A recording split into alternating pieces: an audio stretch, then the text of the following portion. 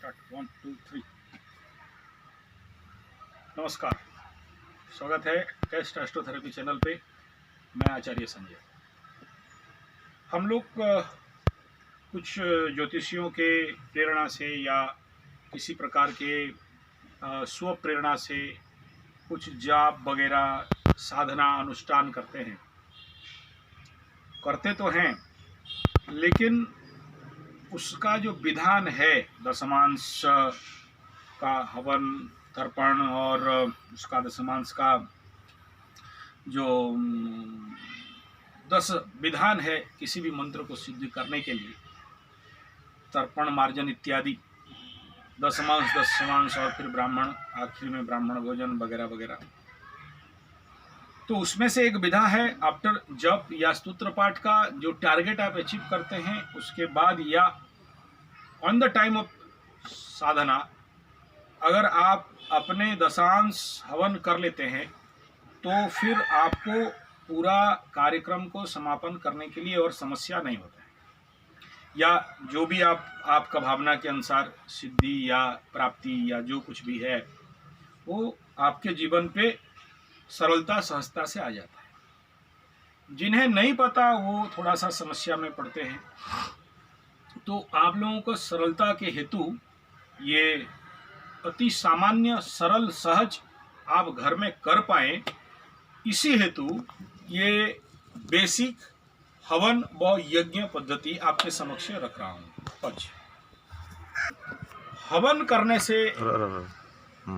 करने से पूर्व सबसे पहला बेसिक हवन सामग्री आपके पास और साकल्य का व्यवस्था जो अग्नि पे आपको देना है, उस द्रव्य का व्यवस्था सबसे पहला आपके पास होना चाहिए। तो ये करीब करीब 64 टाइप ऑफ जड़ी बूटी इसमें मिला के, उसका मैं लिस्ट अगला वीडियो में बताऊंगा या कि क्या क्या मिला के ये यज्ञ में डालने वाला सामग्री को, औषधियों को बनाया जाता है और क्यों डाला जाता है ये भी एक लंबा वीडियो आगे बताऊंगा। बस इतना ही समझिए कि इतना सारा औषधि जब आप अग्नि पे देंगे और श्वास के माध्यम से नाक के अंदर आपके शरीर पे जाएगा तो उसका एक अलग भिन्न प्रकार का ऊर्जा, भिन्न प्रकार का शक्ति और भिन्न प्रकार का क्षमता और आपके अंदर उस प्रकार के सामर्थ्य और जो भी बॉडी का न्यूट्रिएंट्स हैं, जो भी शरीर का आवश्यकता है, उसके माध्यम से, श्वास के माध्यम से आपके खून तक और रक्त वीर्य तक, अंतर शक्ति तक पहुंच जाता है। तो ये इस प्रकार आप देख सकते हैं करीब करीब 64 टाइप ऑफ हर्ब्स को मिश्रण करके इसको बनाया गया। आप लोगों को उसको चाहिए तो ये हम लोग अपना गुरुकुल में बनाते भी हैं और मतलब इसका व्यवस्था भी कराते हैं, तो आप हमें संपर्क करके आप ले सकते हैं। ये पहला बात।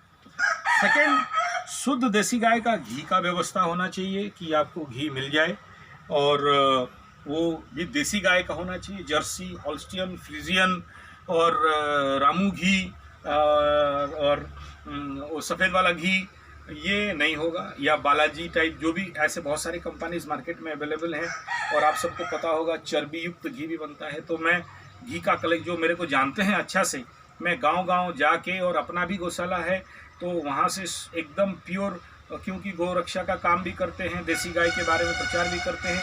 तो पूरे भारतवर्ष में बहुत सारे ऐसे गो भगत हैं या हम लोगों के भगत हैं जो शुद्ध देसी गाय का घी का व्यवस्था करते हैं। मेरा यूट्यूब में कुछ ऐसे लोगों का वीडियो भी छोड़ा हूँ, आप देख सकते हैं।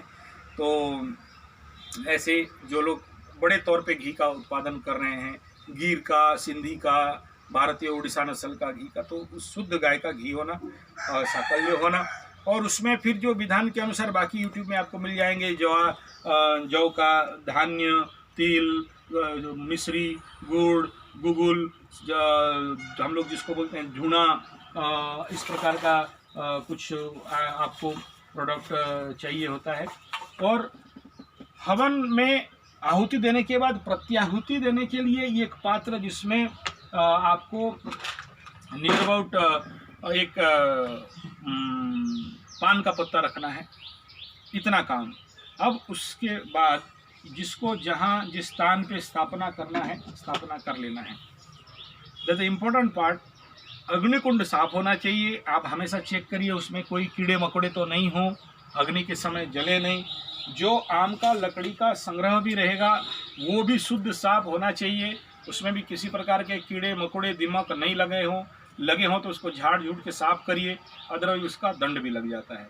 तो उसके लिए ये लकड़ियों का संग्रह आपका यहाँ देख सकते हैं सही से होना चाहिए। बाकी रेगुलर क्योंकि हम लोग हवन करते हैं तो चारों तरफ लकड़ी ही लकड़ी डाल के रखे हैं। और श्रुभ और श्रुच ये एक दो चीज़ का बहुत ज़रूरी होता है, जिसमें एक में आप घी डालेंगे और एक में पूर्णाहुति के समय में ये इसका काम रहता है।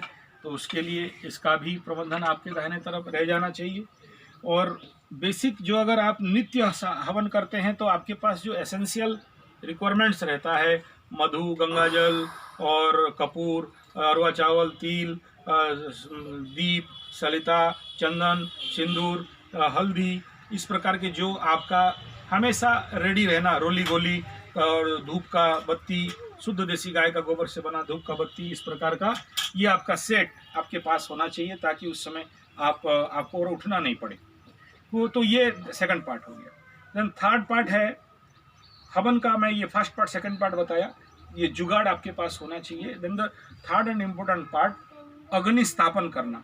ऐसा नहीं कि लकड़ी लिए और अग्निकुंड पे झोंक दिए और हवन चालू कर दिए, आग लगा दिए, ये सबसे बड़ा दोषपूर्ण व्यवस्था रहता है।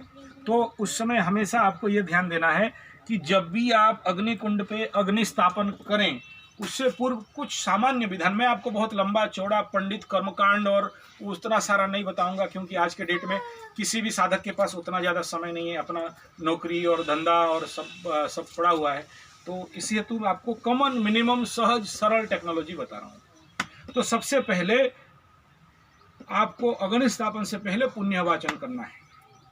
ओम पुण्यहम पुण्याय वस्तु विज्ञाप्य आगे भजनाम शांति भवतु। जो भी आपका पर्पस रहेगा उस पर्पस के अनुसार वचन निश्चल दृढ़ भक्ति प्राप्त अर्थम यथाशक्ति यज्ञ कर्मारंभ क्रियते यज्ञ ते तारा बारा सर्वन भक्तरा एकदष्टा फलदावतु सोमवतु शुभानि भवतु, ऐसा करके पानी या चावल छोड़ सकते हैं। ये पुण्यावाचन हो गया। अब सामान्य कुशांडी 3 कुशा, ऐसे 3 कुशा यहाँ रख लिए और फिर 3 कुशा यहाँ और फिर गोबर 1 कुशा सामने और शुद्ध देसी गाय का गोबर, क्या गोबर क्या गलत